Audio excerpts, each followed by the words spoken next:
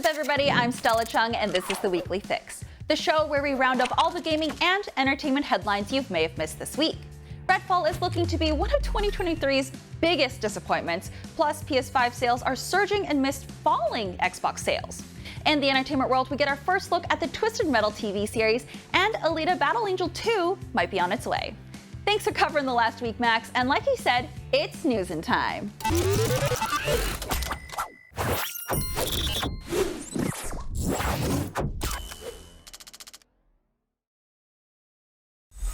Today is the day. After 2 years of waiting and a delay so that we receive the best and most polished version, supposedly, Redfall is here. Not only is it the latest game from celebrated developer Arcane, it's the first big Xbox exclusive in years, which is all why Redfall is so disappointing. IGN's review is in progress because we only got our copy a couple days ago, but our reviewers' impressions so far are not positive. Luke Riley writes, "After several sessions, solo, co-op with a friend, and also in a group of 3, I must admit I'm thoroughly underwhelmed by Redfall's vanilla missions and lifeless world, and very disappointed at its lengthy list of display issues and bugs." It's not just IGN that is underwhelmed. Reviewers from just about all the big media outlets are finding Redfall disappointing and not up to Arcane's standards.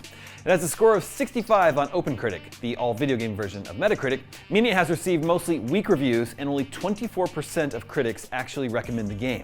And there were some signs that Redfall was in trouble leading up to release. For one, the IGN audience just didn't seem to be all that interested in it. We know how many people are reading our articles and watching our videos, and our Redfall content was underperforming compared to other big 2023 games.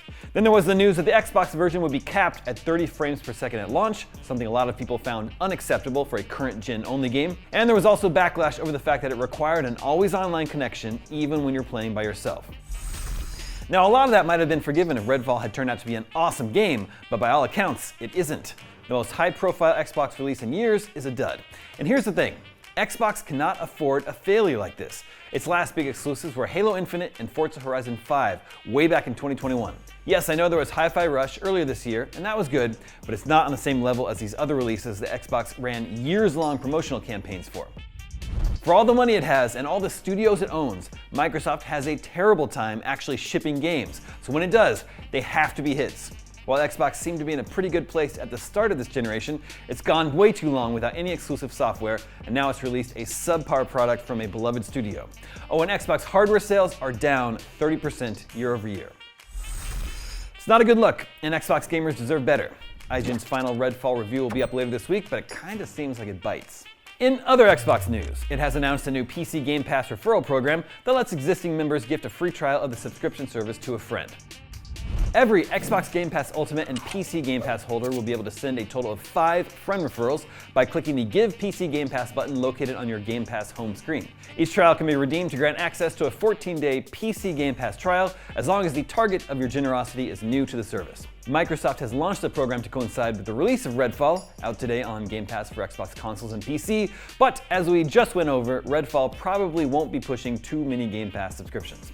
The trial unlocks all of the content usually contained in the PC Game Pass service, including hundreds of games ranging from Rare's Pirate Adventure Sea of Thieves to Playground Games' Forza Horizon 5.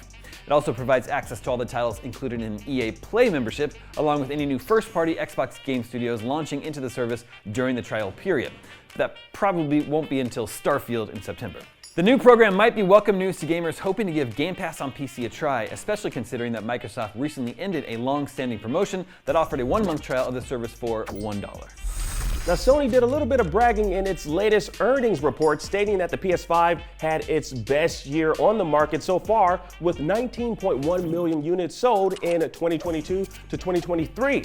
Now, that means the PS5 has crossed an impressive 38 million units sold since launch. But Sony isn't done. Now, the company is shooting a bit higher this year, saying, quote, "We aim to continuously accelerate penetration of PS5 and aim for PS5 sell-in units for the current fiscal year to be 25 million units, the highest ever for any PlayStation console in history." Now, it's worth mentioning that no Sony console, not even the best-selling console of all time, the PS2, sold 25 million units in a single year. Now, it's impressive to see strong numbers from Sony, considering the PS5 has only recently been easy to find in stores. Now, supply chain issues and other factors caused the console to be scarce in the first couple of years on the market.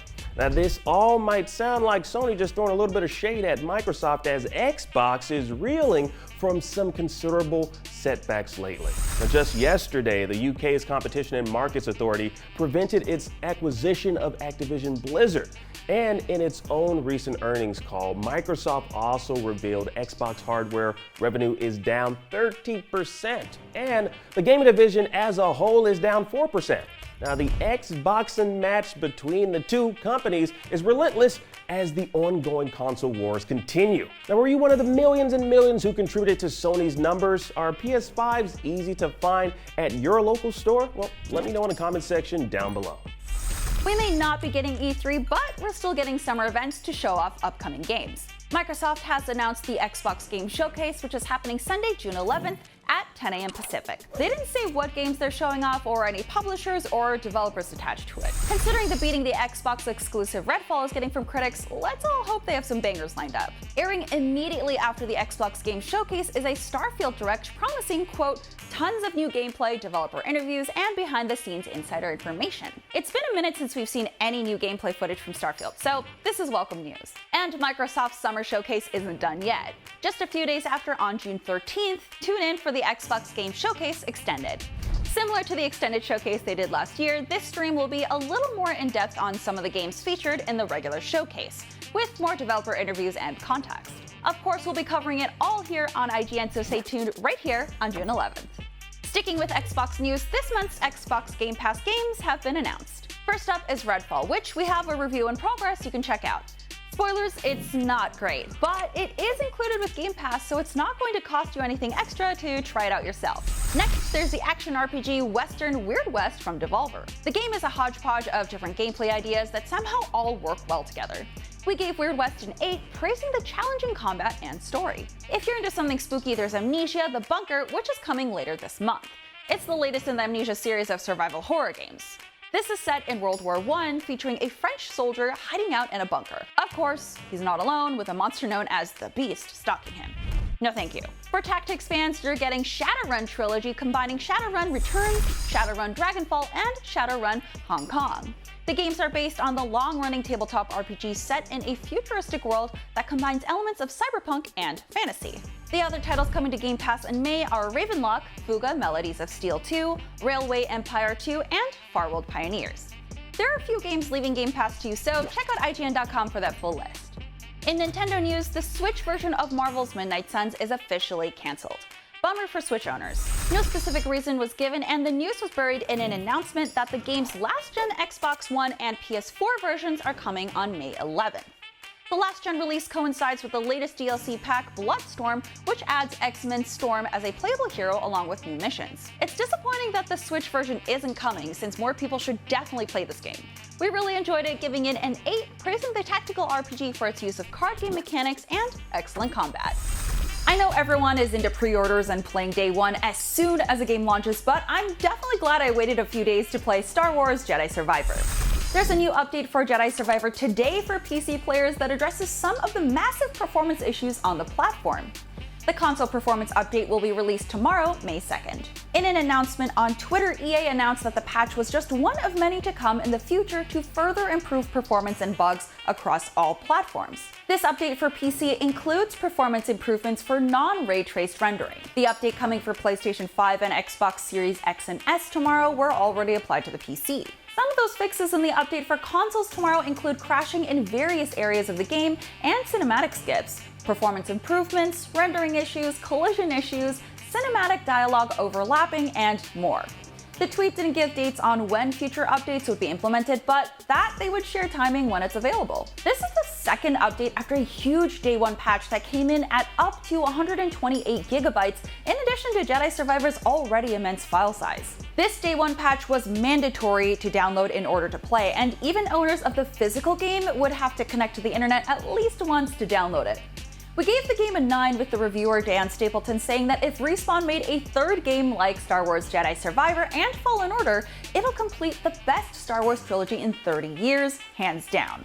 However, with the amount of issues people are having just even trying to play the game, it's a struggle to experience the story. Hopefully, this new patch solves a majority of the issues so players can enjoy the long-awaited sequel to Jedi Fallen Order.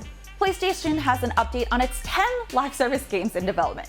I know, that's a lot of live service games, and if you're like me, you're kind of tired of getting a new live service game you have to keep up with so you don't fall behind. But there is some good news to these new games in development. PlayStation Studios head Herman Hulst said there is a risk that we talk about live service in generic terms, as if it is a single genre or even a single business model.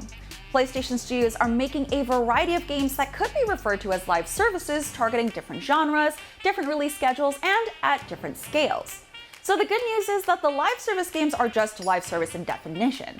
I know most of us hear live service and immediately go to a Battle Pass-based game like Fortnite or Overwatch, but it seems like PlayStation Studios is going to focus on delivering content to games on a regular basis and leaning into that aspect of live service, at least from what Hulst has said so far. Hulst also went on to explain that each of the studios PlayStation acquired have their own individual goals and roadmaps planned out. So far, we know about the live service titles associated with the studios: Naughty Dog, Bungie, Haven Studio, and Firewalk Studios. The 10 live service games are set to launch by March 2026, but hopefully we see some trailers for at least The Last of Us multiplayer game soon this year. As we covered yesterday, the UK Competition and Markets Authority blocked Microsoft and Activision Blizzard's merger. It also claimed that Nintendo's consoles aren't technically capable of running Call of Duty. Rude. The CMA explains in its final report, Nintendo does not currently offer Call of Duty, and we have seen no evidence to suggest that its consoles would be technically capable of running a version of Call of Duty that is similar to those in Xbox and PlayStation in terms of quality and gameplay and content.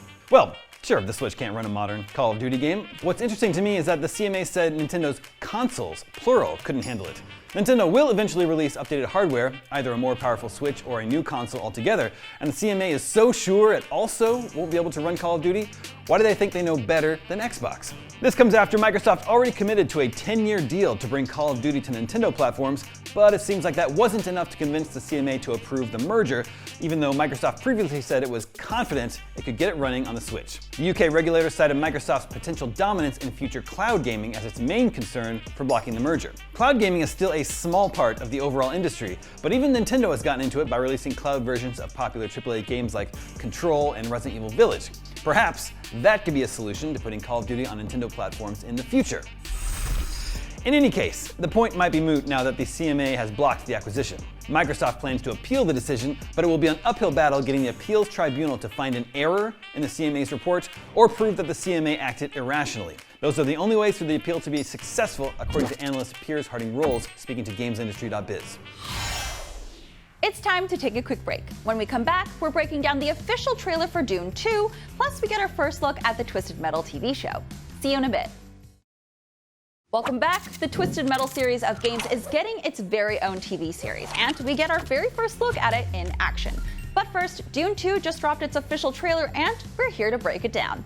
Check it out. All right, now this morning we got our first trailer for the upcoming Dune sequel, Dune Part 2, the long-awaited conclusion to Denis Villeneuve's adaptation of Frank Herbert's science fiction epic, and it certainly looks to emphasize the epic. Now, the trailer opens with all your favorite characters returning, along with some new surprises. Now, for fans of the previous film and those who appreciate the science fiction novel, the sequel is shaping up to really bring to life the story once told within the pages of the book.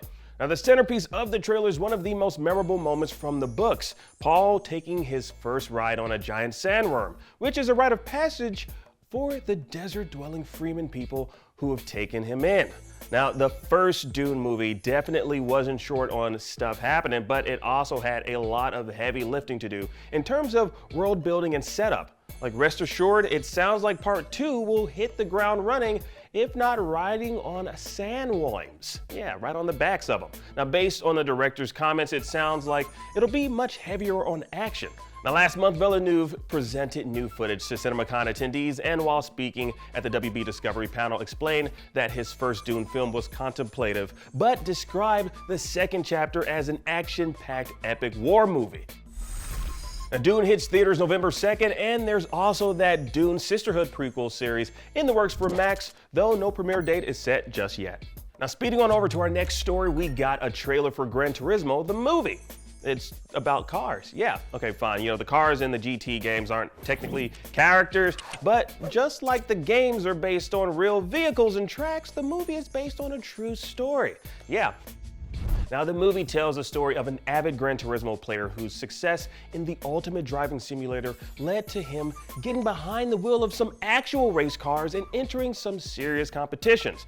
Now, David Harbour is set to play the young man's mentor, a retired driver, and Orlando Bloom is reprising his role as Legolas, Sindar Elf of the Woodland Realm.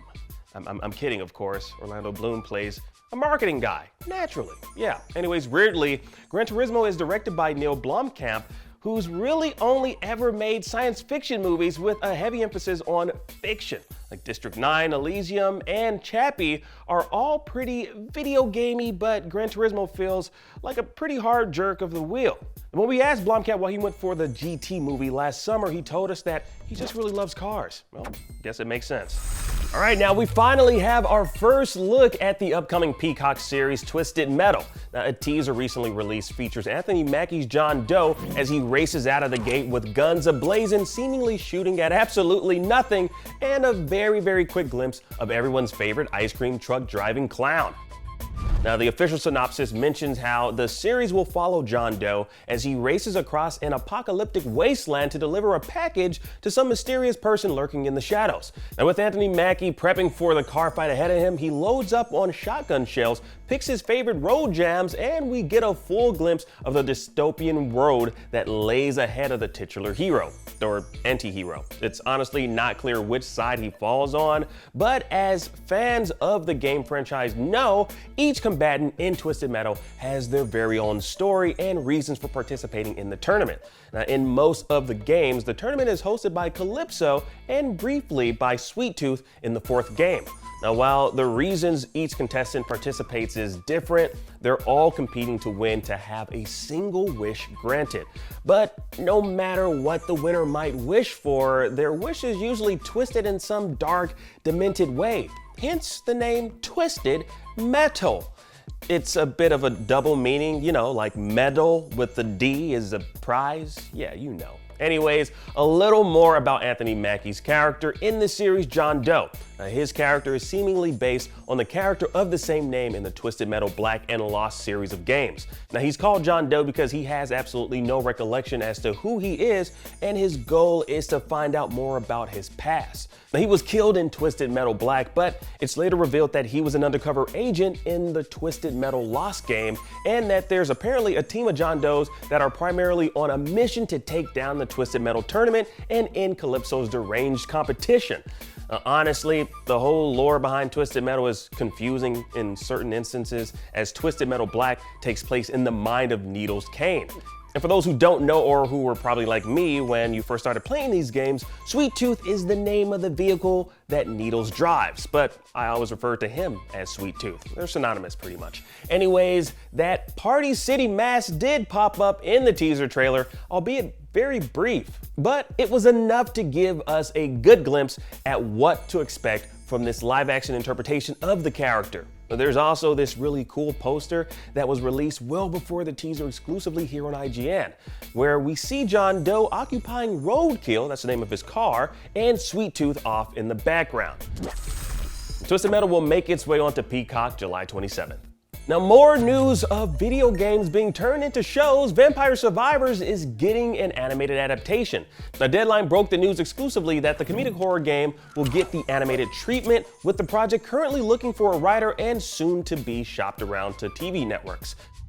Now, Vampire Survivors won Best Game and Best Game Design at the 2023 BAFTA Game Awards, so it's no surprise that the makers are ready to capitalize on the popularity of the game and pump it out on TV. How exactly the game will translate to a series is anyone's guess. Hopefully, they'll stay true to the game, and by the end of each episode, the characters are just walking tornadoes of spells and lightning bolts and daggers and birds, and then they're abruptly killed off by an annoying fast Grim Reaper.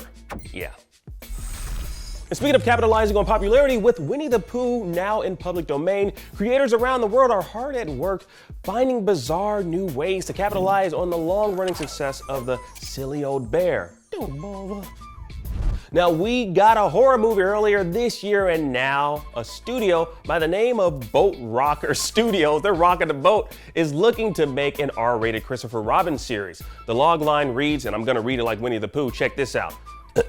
Christopher Robin is a disillusioned New Yorker navigating his quarter-life crisis with the help of the weird talking animals who live beyond a drug-induced portal outside his derelict apartment complex, the 100 Acres. No. It'll be a mixture. It'll be a mixture of live action and animation. And with that log line, it kind of sounds like they're making a modern day version of the Ted movies.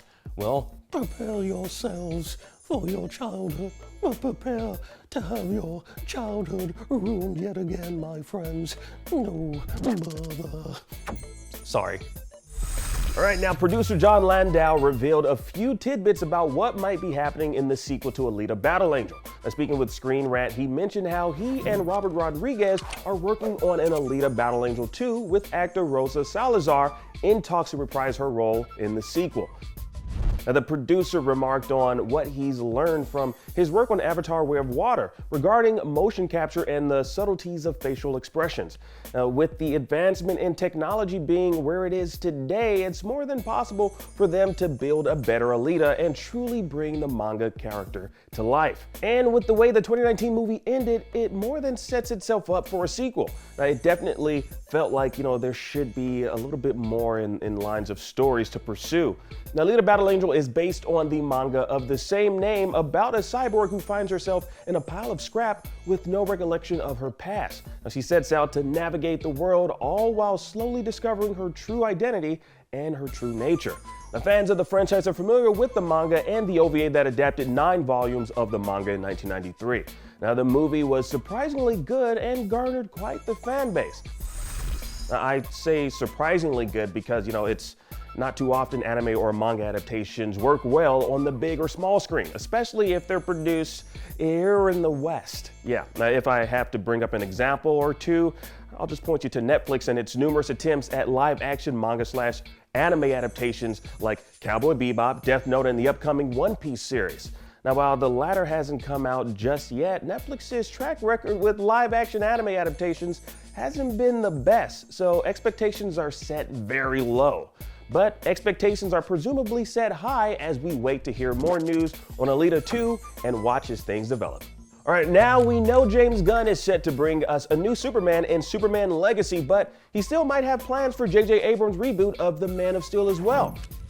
And speaking with IO9, Gunn drove the point home that with the Elseworlds formation, there's a possibility for more than one Superman story to be told. Now, the DC Elseworlds is the set of films James Gunn has stated will live outside his mainline DCU chapters, similar to its DC Comics counterpart. Now, we're currently on an 8 to 10 year long plan to see Chapter 1 Gods and Monsters unfold on both the big and small screen. Now, James Gunn hasn't seen a script for the Abrams Superman reboot, but he did state, quote, "If it comes in and it's great, which I haven't read the script, and if the timing is right, that could absolutely happen. That's totally unrelated. It would be an Elseworlds tale like Joker." So it sounds like James Gunn is more than open to exploring standalone stories told within the DC universe if the right script comes along, which is a good thing to hear. That's nice to know that not everything has to be interconnected, weaving a larger narrative that'll have seismic consequences that reverberate throughout the DC universe and multiverse. J.J. Abrams' Superman would be amazing to see. Speaking of the DC universe, Zack Snyder finally revealed why Batman was seen alongside the Joker in the nightmare sequence in his Justice League film. Speaking at the recent screening for Batman v Superman: Dawn of Justice at SnyderCon 2023, this man's got his own freaking convention? That's crazy. Anyways, he said, quote, "Our theory is that the Joker is the one who knows where the kryptonite, what shards of kryptonite exists. He has that information, and so he's being carried. He has basically made a deal with Batman. Don't kill me, and I'll show you. I'll get you a tool to fight Superman." And so Batman is kind of stuck with him in that way. If he kills him or gets rid of him, then he's screwed himself. Ooh, Batman screwing himself. How many people would pay to see that? Anyways, it's cool to know that bit of information, but I personally don't think anyone wants to see a buddy cop scene played out between Jared Leto's Joker and Affleck's Batman. Kind of sounds lame, but who am I to knock this man's vision? I'll leave that to James Gunn to poo-poo on his parade and throw the damn Snyderverse out the damn window, which he actually did. Is proof, verifiable. Anyway, that's got a sting for hardcore Snyder fans, I know. But, let's not act like any one of us wants to see more Jared Leto's Joker on the big or small screen. The man, he just can't play superheroes or villains well. Morbin time's up, Leto. Just let it go.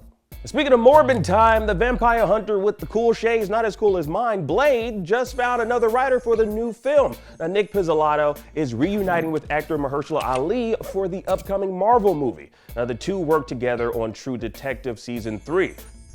Now, the writer has reportedly been working on the script for a few weeks now, with production reportedly set to kick off later this month. As far as we know, the movie is still scheduled to be released September 6th of next year, but with things so down to the wire at this moment, don't be surprised if that date shifts slightly. I'm Stella Chung, and that was your Weekly Fix. We'll be back here next Saturday with more of the biggest gaming and entertainment news of the week. See you then.